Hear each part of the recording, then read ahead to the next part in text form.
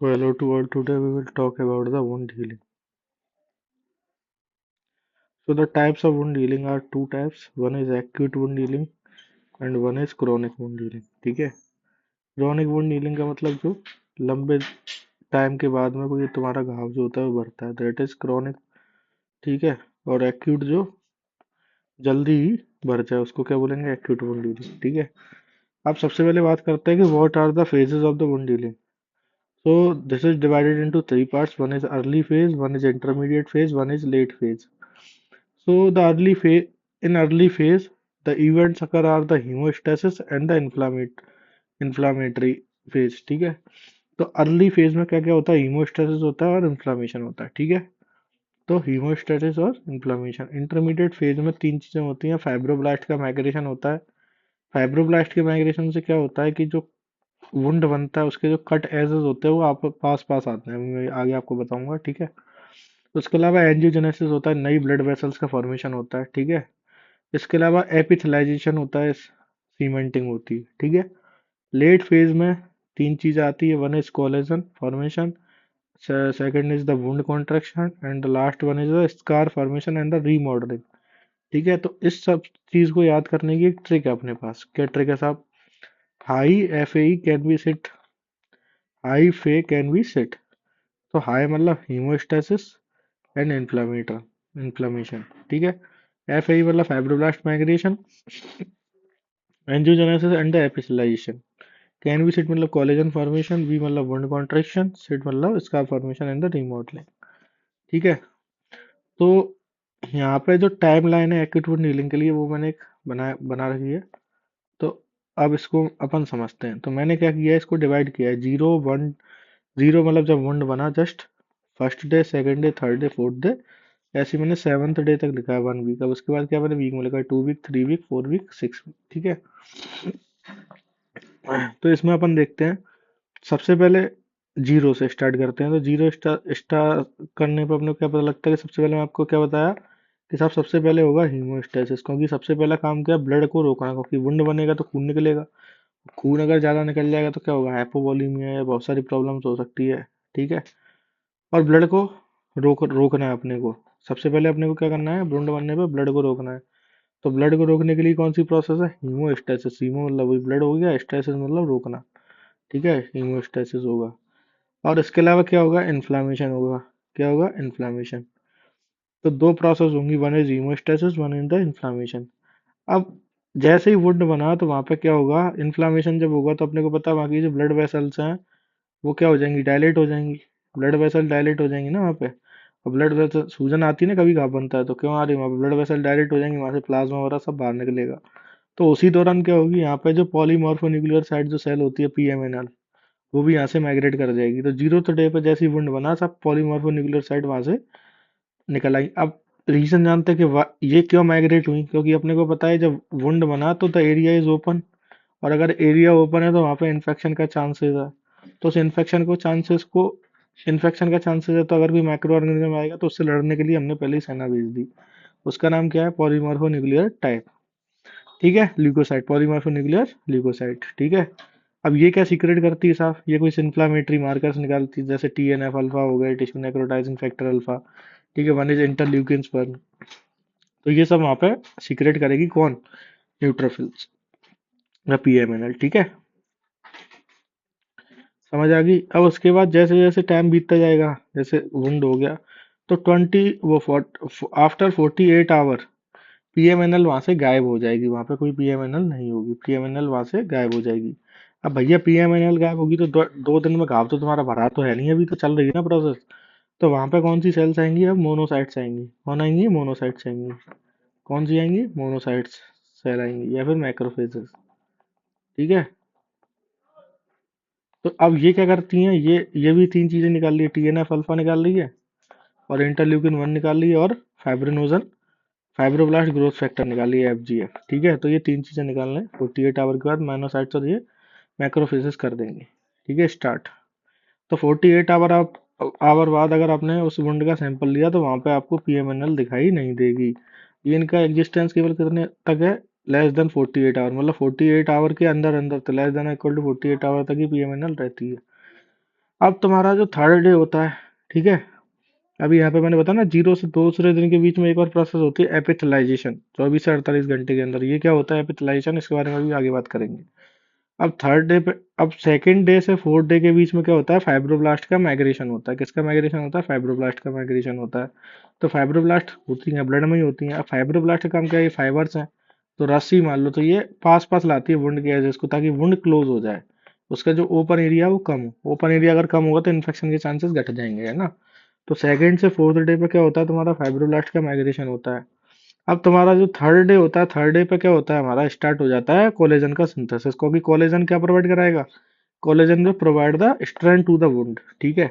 तो third day पे collagen synthesis होने लग जाएगा। तो ये कब तक चलेगा साहब, सेकंड वीक तक चलता रहेगा, चलता रहेगा, चलता रहेगा, चलता रहेगा, चलता रहेगा, चलता रहेगा, चल रहा है।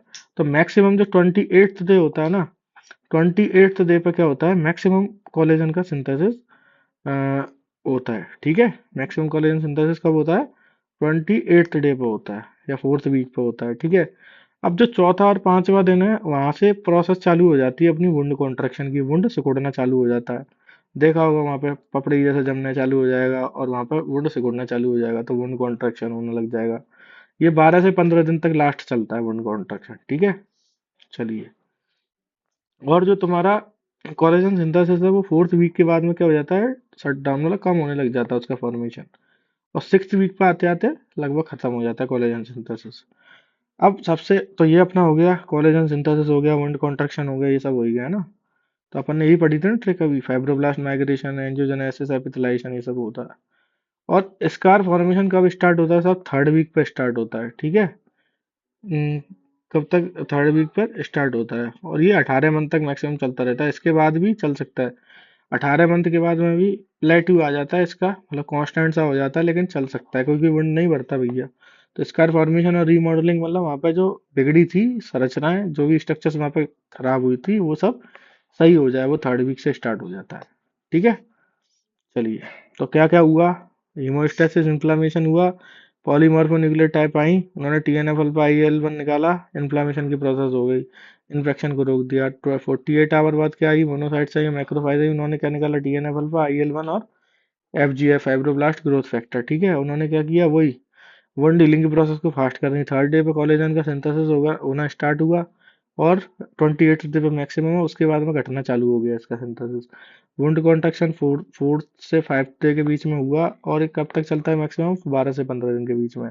स्कार फॉर्मेशन थर्ड वीक से स्टार्ट हुआ, ठीक है, और वो चल सकता है 18 मंथ तक, उसके बाद भी चल सकता है। तो लैंडमार्क इवेंट्स क्या हुआ, सबसे पहले अर्ली वुंड हीलिंग में क्या क्या हुआ, इन्फ्लामेटरी फेज आई, स्टार्ट कब हुई, 0 डे, और यहाँ पे देखो ग्राफ में कहाँ पे खत्म हो रही है, खत्म कहाँ पे हो रही है, देखो ये मैंने बनाया ना नीले से, ब्लू कलर से, फोर्थ डे पे खत्म हो रही है, ठीक है। तो लास्ट कब तक है, फोर्थ डे पे।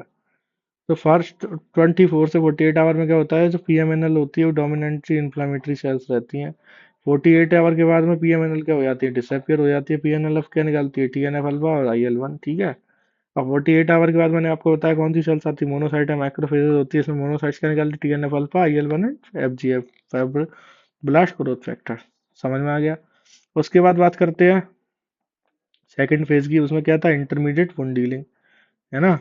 तो एपिथलाइजेशन क्या होता है, restore the barrier between the wound and the external environment. तो ये जो बैरियर था ना, ये बैरियर है, तो इसको ये क्या करेगी, कॉन्ट्रैक्ट करेगी। तो एपिथेलियल सेल्स कहाँ से माइग्रेट करती है, जैसे ये वुंड है अपना, तो ये अपनी पेरीफेरी से जाएंगी, और कहाँ की तरफ जाएंगी, सेंटर की तरफ जाएंगी, ठीक है। तो एपिथेलियल माइग्रेशन होता है from edge of wound to the centre की तरफ जाएगा, ठीक है। और ये कितनी स्पीड से होता है साहब, 1 mm पर डे, मतलब एक दिन में 1 mm बढ़ जाता है ये, ताकि वुंड कॉन्ट्रैक्शन हो जाए, ठीक है ना। तो वुंड और एक्सटर्नल एनवायरनमेंट के बीच में एक दीवार थी, वो जो ब्रेक हुई तो वुंड बना। नॉर्मली तुम्हारी स्किन ही तो थी, अब वहां पे जब कट लग गया तो वो क्या हो गया, ब्रेक हो गया, तो ये वुंड एक्सटर्नल एनवायरनमेंट के साथ में एक कनेक्शन बन गया ना। तो उस कनेक्शन को खत्म करने के लिए एपिथलाइजेशन कर रहे हैं, मतलब छत टूट के छत को बना रहे हैं दोबारा, ठीक है, यही है ये, ठीक है। चलिए, लेट वुंड डीलिंग में क्या होता है, कोलेजन सिंथेसिस होता है, कब स्टार्ट होता है, थ्री टाइप, थर्ड डे पे होता है स्टार्ट, और सारे टाइप के। अब कोलेजन के 7 टाइप है अपने, क्या है तो ये क्या है, सबसे पहले क्या है, कोलेजन वन, ये कहाँ पे मिलता है अपना, तो वन मिलता है बोन में और स्किन में मिलता है, कहाँ मिलता है, BS वन मिलता है बोन और स्किन में। सेकंड का कहाँ पे मिलता है? कार्टिलेज में मिलता है। कहाँ पे मिलता है सेकंड? कार्टिलेज में मिलता है। थर्ड नंबर का ब्लड वेसल में मिलता है, और फोर्थ नंबर का बेसमेंट मेम्ब्रेन में मिलता है, जो एपिथेलियल सेल के नीचे होती है। ठीक है, बेसमेंट मेम्ब्रेन में मिलता है। फिफ्थ और सिक्स नंबर का नॉन स्पेसिफिक होता है, कहीं भी मिल सकता है। और उसके अलावा सात नंबर का कहाँ पे मिलता है? डी ई जे क्या है? डर्मो एपिडर्मल जंक्शन, यहाँ पे डर्मिस और एपिडर्मिस आपस में मिलती हैं, तब एक छोटा सा जंक्शन बनता है, दैट इज कॉल्ड डीएजे। तो कोलेजन वन कहाँ पे मिलता है अपने को? बोन और स्किन में मिलता है। कहाँ पे मिलता है? बोन और स्किन में क्या मिलता है अपना? कोलेजन वन मिलता है। और टू नंबर का कोलेजन कहाँ मिलता है? सब कार्टिलेज में मिलता है। कहाँ मिलता है? सब कार्टिलेज में। तीन नंबर का कोलेजन कहाँ मिलता है? ब्लड वेसल में मिलता है। कहाँ मिलता है? ब्लड वेसल में। ठीक है, और फोर्थ नंबर कहाँ मिलता है? बेसमेंट मेम्ब्रेन में। कहाँ पे मिलता है? बेसमेंट मेम्ब्रेन में। फिफ्थ और सिक्स कैसे होता है? Non specific. और सेवंथ नंबर का कहाँ मिलता है सब तुम्हें? डीएजे में। कहाँ मिलता है? डीएजे में। So that is the collagen types. अब ये क्या प्रोवाइड कराता है? स्ट्रेंथ और स्ट्रक्चर देता है वुंड को। ठीक है भैया, सीमेंट ही तो एक तरीके का। तो सबसे पहले क्या होता है? फॉर्मेशन ऑफ ग्रैनुलेशन टिश्यू होता है। वहाँ पे रेड इज टिश्यू होता है। जब जब घाव भर रहा होता है, देखा ना, रेड रेड डॉटेड डॉटेड सा, red red red red red जो टिश्यू होता है, that is called the granulation tissue. क्या बोलते हैं उसको अपन? Granulation tissue. ठीक है, ग्रैनुलेशन टिश्यू। ठीक है, तो ग्रैनुलेशन टिश्यू जब बनता है तो उसमें टाइप थ्री वाला क्या रहता है हमारा? सॉरी, ग्रैनुलेशन टिश्यू जब बनता है तो अपना क्या रहता है? ग्रैनुलेशन टिश्यू जब बनता है तो अपना टाइप थ्री वाला रहता है, क्या कहते हैं? कोलेजन। ठीक है, जब अर्ली स्कार फॉर्मेशन होता है तो टाइप थ्री होता है। अर्ली स्कार कैसा होता है? रेज्ड होता है, इची होता है, हार्ड और पिंक होता है। ठीक है, तो अर्ली स्कार कैसा होता है? रेज्ड होता है, उठा हुआ, इची खुजली होती है उसमें, हार्ड होता है, पिंक होता है। तो वुंड में थोड़ी थोड़ी खुजली भी होती है अर्ली स्कार फॉर्मेशन में। ठीक है, फिर इनिशियल स्कार में टाइप थ्री और टाइप थ्री टाइप थ्री और टाइप वन का रेशियो कितना होता है? 1:1, मतलब दोनों का सेम क्वांटिटी होता है।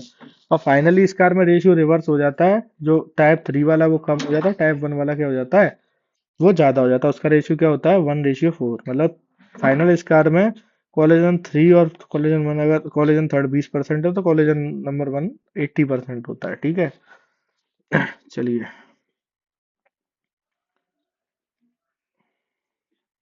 अब एक और चीज है कि ये कोलेजन सिंथेसिस जो होता है, कोलेजन सिंथेसिस के लिए क्या रिक्वायरमेंट होता है?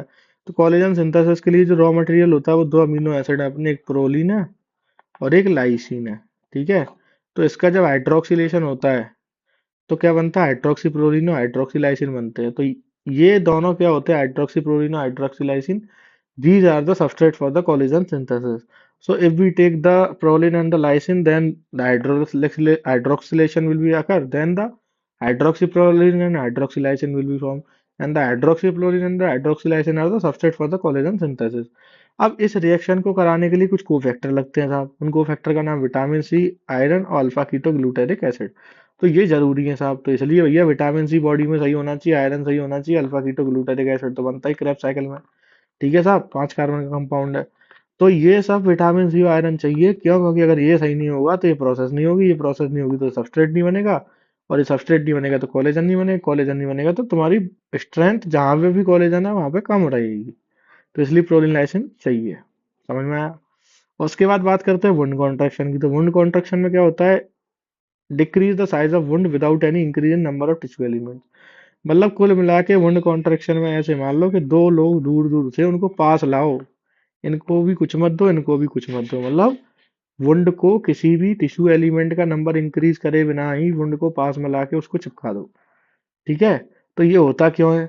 तो ये होता है, जो मायोफाइब्रोब्लास्ट होती है ना, तो इनमें क्या है? टेंडेंसी है पास आने की, खींचने की, टेंसाइल स्ट्रेंथ है इनके पास, तो इसलिए ये इनकी वजह से कॉन्ट्रैक्शन होता है, किनका? मायोफाइब्रोब्लास्ट का, उसकी वजह से ये पास आ जाता है वुंड कॉन्ट्रैक्शन में। ठीक है, स्कार फॉर्मेशन एंड रीमॉडलिंग में क्या? फर्स्ट फर्स्ट वीक में तो 3% स्ट्रेंथ आती है, और फिर अगले थर्ड वीक में 20% आती है, और 12 वीक के बाद में 80% मैक्सिमम आ जाती है। ठीक है, तो स्कार स्ट्रेंथ क्या होती है? Strength of scar that hold together bound. मतलब कोई जब स्कार बना, कोई वहां पे जब दाग बन जाता था, स्कार वुंड क्लोज होने के बाद वहां पे बनेगी एक स्ट्रक्चर, दैट इज स्कार। जो तुम्हें दिखता है ना स्कार, सर मार्क हो गया।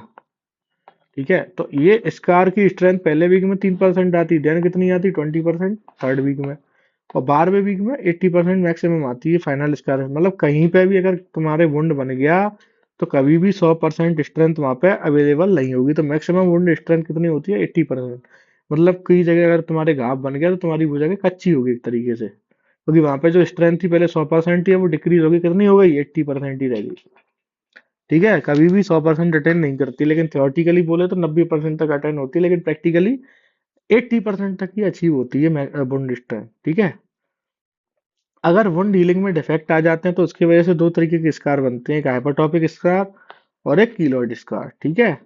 तो फैमिलियल कौन सा होता है इसमें? हाइपरट्रॉपिक स्कार तो फैमिलियल नहीं होता, कीलॉइड स्कार फैमिलियल हो सकता है। मतलब एक घर के किसी मेंबर में तो अगले में किसी मतलब उसके बच्चे बच्चे को भी हो सकता है। ठीक है, कीलॉइड स्कार।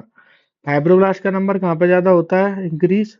हाइपरट्रॉफिक स्कार में। ठीक है। और यहाँ पे क्या होता है? डिफेक्टिव होती है फाइब्रोब्लास्ट। यहाँ पे कोलेजन वन कहाँ पे होता है? कोलेजन थर्ड कहाँ पे ज्यादा होता है? हाइपरट्रॉफिक स्कार में। ठीक है। और कोलेजन थर्ड कोलेजन वन से ज्यादा होता है। ठीक है। जबकि मैंने अभी आपको पढ़ाया था यहाँ पे क्या था कि कोलेजन थर्ड क्या होता है? कम होता है, कोलेजन वन क्या होता है? ज्यादा होता है ना। तो लेकिन यहाँ पे भी है, लेकिन यहाँ पे बहुत ज्यादा हो जाता है। तो यहाँ पे 6 टाइम मोर होता है, वहाँ पे 4 टाइम्स था नॉर्मली। तो यहाँ पे कोलेजन थर्ड कितने टाइम है? छह छह गुना ज्यादा है एक से। और यहाँ पे 20 गुना ज्यादा है किलोइड में। ठीक है। तो कोलेजन फाइबर यहाँ पे कैसे होते हैं? थिन होते हैं। और यहाँ पे कैसे होते हैं? थिक होते हैं, क्योंकि हैवी ज्यादा और वैसे भी थिक है। इसका होने का चांसेस मेल और फीमेल में दोनों में बराबर होता है। यहाँ पे मेल्स में और फीमेल्स में, सॉरी फीमेल्स में ज्यादा होता है मेल्स के, और उसमें भी पर्टिकुलर ब्लैक रेस में, काले लोगों में। ठीक है। यहाँ पे कलर ऑफ स्कार जो होता है हाइपरट्रॉपिक स्कार में पेल ब्राउन कलर का होता है, और यहाँ पे कैसा होता है? ब्राउनिश पिंकिश या ब्लैक ब्लैक हो सकता है। ठीक है। हाइपरट्रॉपिक स्कार में पेन नहीं होता है, किलोइड में पेन होता है। इचिंग यहाँ पे नहीं होगी, यहाँ पे भी, यहाँ पे होगी किलोइड में। ठीक है। यहाँ पे जो ग्रोथ होती है हाइपरट्रॉपिक स्कार में लिमिटेड होती है। कहाँ पे लिमिटेड होती है? स्कार एरिया में। जैसे यहाँ पे अगर स्कार है तो इसकी ग्रोथ यहीं पे होगी, लेकिन इसकी जो ग्रोथ होती है वो स्कार मार्जिन से भी ज्यादा, मतलब सराउंडिंग नॉर्मल स्किन को भी इन्वॉल्व कर लेते हैं, वहां पर भी कीलोइड्स बन जाते हैं, डेंजरस है कीलोइड्स। ठीक है। नॉर्मल स्किन को सराउंड करते हैं, ये बहुत इंपॉर्टेंट डिफरेंशिएशन है इसमें।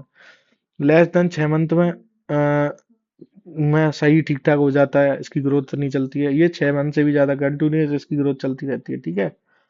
इसकी मोस्ट कॉमन साइट हाइपरट्रॉपिक स्कार की कोई ऐसी स्पेसिफिक नहीं, कहीं भी हो सकता है, लेकिन इसका जो है कीलोइड का वो मेनली बोन एरिया, उसमें भी स्टर्नम है। ठीक है। मैनेजमेंट में क्या है? इसमें प्रेशर गारमेंट का यूज करो और रिवीजन सर्जरीज का यूज करो, और एक इसमें ट्रायमसिनोन का इंजेक्शन आता है, उसको दे दो साहब। दूसरा, उससे भी ये रुक सकता है। ठीक है। इसका पहले क्या है? पहले तो इसको इंट्रालीजनल, मतलब यहाँ पे भी तुम्हारा कीलोइड स्कार है, उसके अंदर इंजेक्शन लगा दो ट्रायमसिनोन का। ठीक है। एक इंजेक्शन पर वीक लगाना है 6 से 7 वीक में, और एक मेथोट्रेक्सेट देनी है। विटामिन सी और विटामिन ए का टॉपिकल कोई ऑइंटमेंट दे दो, और एक एंटी एग लेजर से भी सही करते हैं। ठीक है। लेकिन यहाँ पे इसका एक्सीजन उसको कट करके नहीं निकालना है कीलोइड स्कार को। क्यों? क्योंकि इसका रिकरेंस के चांसेस बहुत ज्यादा हैं, तो इसलिए कीलोइड स्कार में कभी भी सर्जिकली उसको कट करके ना निकालें। ठीक है।